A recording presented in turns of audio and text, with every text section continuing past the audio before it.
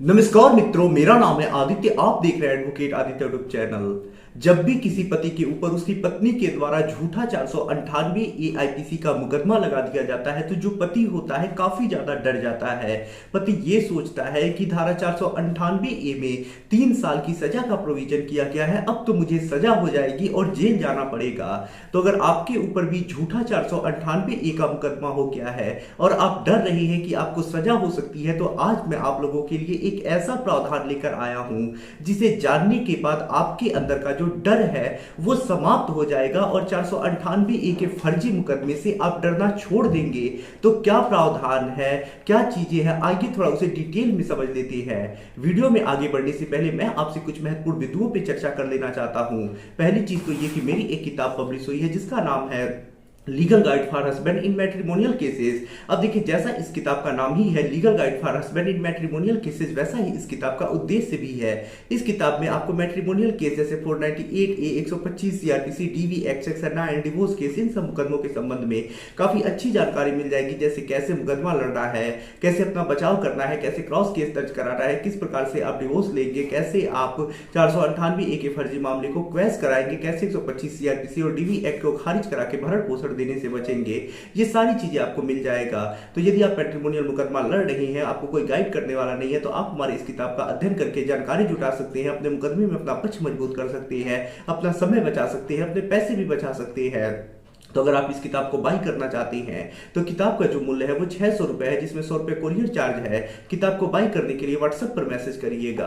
अगली जो महत्वपूर्ण बात है वो ये है कि देखिए, हाई कोर्ट और सुप्रीम कोर्ट के जो जजमेंट्स आते हैं वो काफी ज्यादा इंपॉर्टेंट होते हैं। यदि किसी मामले में मान के चलिए किसी एक पति को कोई फायदा मिल जाता है, जैसे उसका 498 एक क्वैश हो गया, 125 CRPC खारिज हो गया, DV एक्ट खारिज हो गया, या कोई भी फायदा मिल जाता है और सेम फैक्ट आपके भी मामले में है, तो आप उस जजमेंट को अपने केस में रूलिंग के तौर पे लगा के जो फायदा उस पति को मिला है वो फायदा आप त्वरित ले सकते हैं।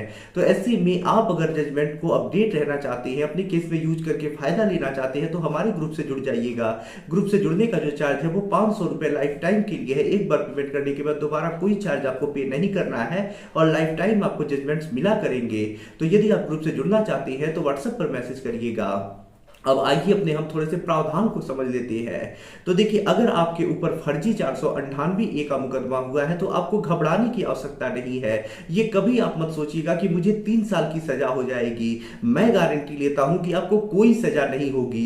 क्यों सजा नहीं होगी? इसका प्रावधान हमारे कानून में ही किया गया है कि फर्जी मुकदमे से कैसे कोई बचेगा।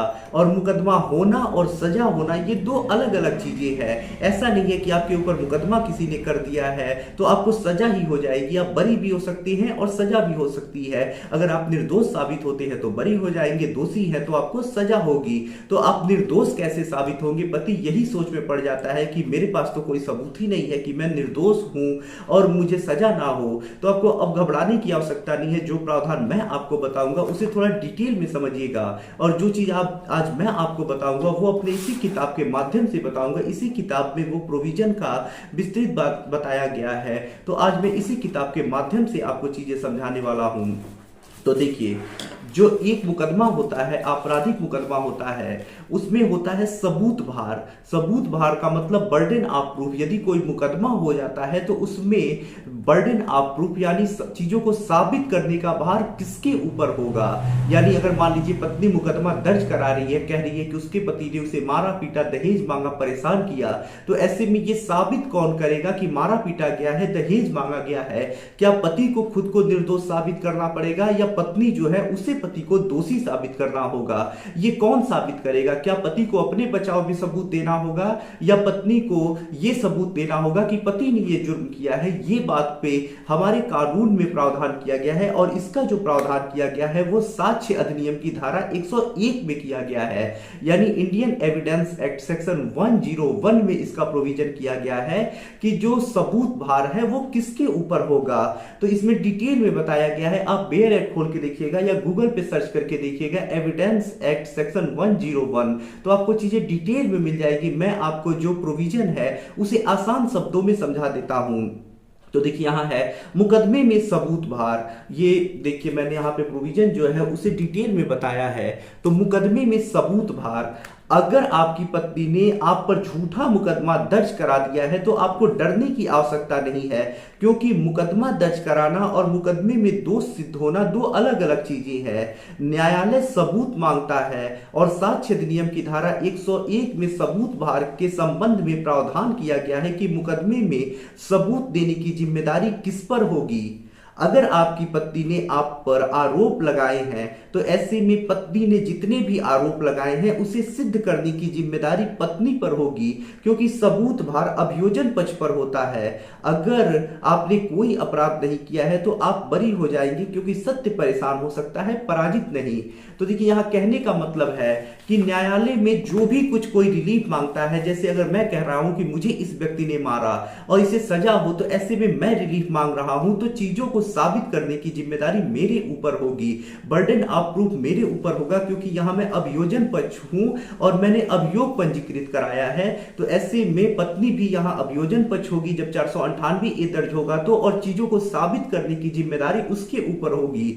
अब अगर पत्नी फर्जी केस कर रही है और झूठे बातें बता रही है, झूठी चीजें कोर्ट में लिखवा रही है, तो ऐसा नहीं है कि वो झूठी चीजों को साबित भी कर पाएगी, ऐसे ही वो चीजें गलत साबित हो जाएंगी। कई बार लोग डरते हैं कि मेडिकल रिपोर्ट उसने लगाया है, डॉक्टरी मुलैया लगाया है।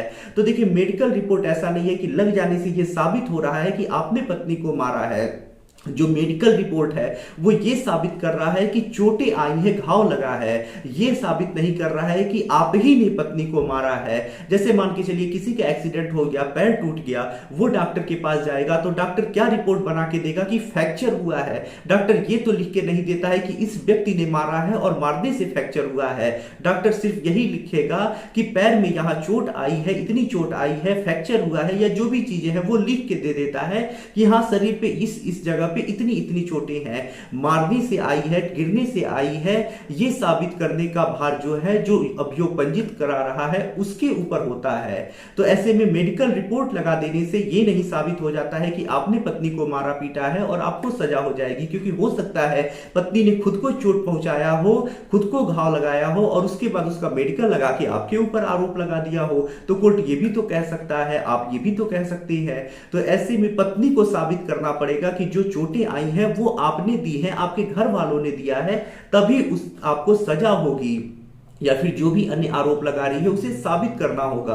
अगर वो साबित नहीं कर पाएगी तो आप बरी हो जाएंगे और मुकदमे से बच जाएंगे। आपका जो दोष है उसमें आपको मुक्ति दे दी जाएगी, जो भी मुकदमा है खत्म हो जाएगा। तो आपको फर्जी मुकदमे से डरने की बिल्कुल आवश्यकता नहीं है। अगर आप सत्य है, सही है, आपने कुछ नहीं किया है, तो पत्नी कभी भी साबित नहीं कर पाएगी कि आपने ऐसा कुछ किया है, क्योंकि झूठे आरोप लगाना आसान है, उसे साबित करना बहुत ज्यादा मुश्किल है। तो ऐसे में आप परेशान कुछ दिन तो हो सकते हैं, लेकिन पराजित मत होइएगा, मुकदमा लड़िएगा और खुद को दोष सिद्धि होने से बचाइएगा और खुद को जो भी आरोप लगे हैं ऊपर, उससे अपने आप को बचा सकते हैं। कैसे? कि पत्नी साबित करे कि आपने ये अपराध किया है। पत्नी नहीं साबित करेगी तो खुद ब खुद आप बरी हो जाएंगे। तो आपको कुछ नहीं करना है, सिर्फ अपना डिफेंड करना है, बचाव करना है। कोई साक्ष्य नहीं देना है कि मैं बेगुनाह हूं, मैंने ये सब नहीं किया है। पत्नी साबित करे कि आपने ये चीजें की हैं और वो सबूत दे। नहीं दे पाएगी तो ऐसे ही आप बरी हो जाएंगे। तो सिर्फ आपको अपना डिफेंड करना है, बचाव करना है और कुछ नहीं करना है। तो आशा कर रहा हूं आपको ये वीडियो जानकारी काफी ज्यादा पसंद आई होगी। इस संबंध में या किसी कानूनी सलाह अगर आप मुझसे लेना चाहते हैं तो व्हाट्सएप नंबर दिखाई दे रहा होगा, मैसेज करके अपॉइंटमेंट बुक करा के आप मुझसे कॉल पे बात कर सकते हैं। वीडियो पसंद आया हो तो वीडियो को लाइक करें, अपने दोस्तों के साथ शेयर करें और यदि आप चैनल पर नए हैं तो चैनल को सब्सक्राइब करके बेल आइकन को दबाएं। मिलते हैं नए वीडियो के साथ अगले दिन, तब तक के लिए जय हिंद, जय भारत।